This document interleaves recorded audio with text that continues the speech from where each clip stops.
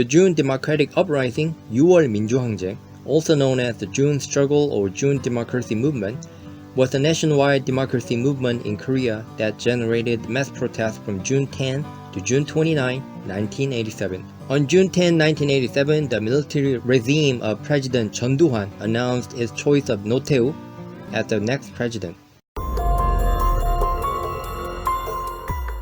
Chun Doo-hwan was an army general who became president of Korea between 1980 and 1988. He was sentenced to death in 1996 for his role in the May 18 democratization movement, but was later pardoned.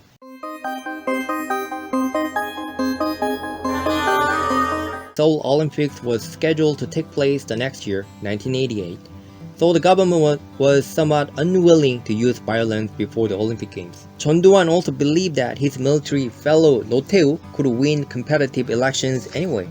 So Chun Doo-hwan and Tae-woo agreed to the key demands of direct presidential elections and restoration of civil liberties. Chun Doo-hwan used the upcoming Olympic Games as an excuse to halt the process, and this action intensified unrest, but Chun Doo-hwan decided to continue his program to install Tae-woo as his successor. Throughout this period, the labor movement, university students, and churches in particular joined in a mutually supporting alliances to put increasing pressure on the regime. This mobilized portion of civil society, in addition to the political opposition, formed the core of the resistance that would become generalized during the decisive events of June. So in the 1980s, many student activists in universities struggled against Chun Doo-hwan's dictatorship and the aftermath of the May 18 democratization movement in 1980. Park Jong-cheol, the president of the student council in the linguistic department of Seoul National University, 서울대학교, was one of those students. Detained during an investigation into such activities, Park Jong-cheol refused to confess the whereabouts of one of his fellow activists. During the interrogation, authorities used waterboarding techniques to torture Park Jong-cheol, eventually leading to his death on January 14, 1987. Information surrounding the events of Park Jong-cheol's death was initially suppressed.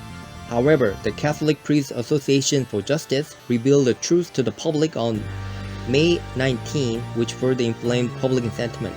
The authorities actually tried to cover up his death by attempting to hurriedly cremate his body. But luckily, his body was preserved for an autopsy and checked to see what had happened. According to the autopsy, his entire body was bruised, showing signs of bleeding here and there, and his abdomen was swollen. Then newspapers and TV news covered his death, saying a 23-year-old university student died after torture by police. Of course, as the story broke, the public was enraged. The next day, Kang Min-chang, chief of the National Police Agency headquarters, held a press conference. Kang Min-chang said when they asked Park Jong-cheol about his friend's whereabouts, they had Park Jong-cheol drink some cold water, and then at one point he banged on the desk very hard, and Park Jong-cheol suddenly yelled out and died. Kang Min-chang, chief of the National Police Agency headquarters, held another press conference 4 days after the first one, and he told people what had really happened to Park Jong-cheol. However, it was not good enough. And as demonstrations intensified, students of Yonsei University, 연세대학교, swore to take the field and demonstrated at the university on June 9, 1987. During the protest, one Yonsei University student named Han-yeol was seriously injured when a tear gas grenade penetrated his skull. In critical condition, Han-yeol quickly became a symbol of the subsequent protests over the week that ensued. He finally died of his wounds on July 5. Over 1.6 million citizens participated in his national funeral held on July 9, 1987. Finally, the white-collar workers who had previously remained on the sideline joined the protest, throwing rolls of toilet papers, applauding and otherwise voicing their support. On June 19, Chun Doo-hwan issued orders to mobilize the army, but fearing a repetition of the violent Gwangju massacre, 5.18, he rescinded them within hours. Eventually, Tae-woo issued the June 29 declaration, capitulating to the demands of the protest by promising to amend the constitution and to release Kim Dae-jung. By the way, when Chun Doo-hwan was president, he implemented the so-called 3S policy.